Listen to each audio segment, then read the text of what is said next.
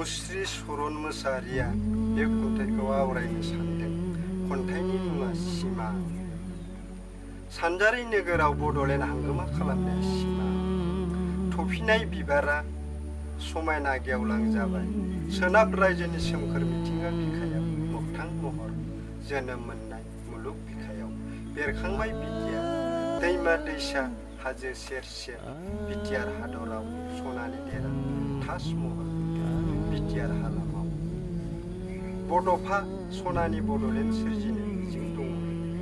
उदां लामा गेजेर गेजेर बिबारनि बागान बिटिआर हादराव बर' सुबुङा गोजोन सुदेम जुगामि सनानि संसार जादों।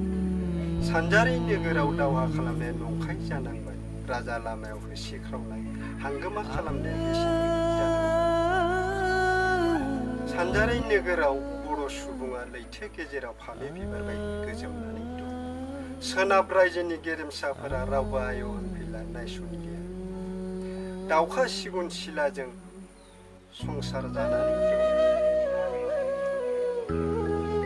गुबुन हारिया बुङो नोंसोरनि कान्ट्रिया सोनाब।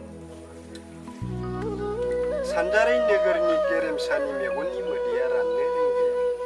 माहारिनि थाखाय गावनि साकरिखौ नागारनानै बड'लेण्ड हांगोमा खालामनाया सिमां। सनितपुर, गहपुर, लिकुमपुर, धेमाजि जिल्लाया दाउसा मावरिया जानांबाय।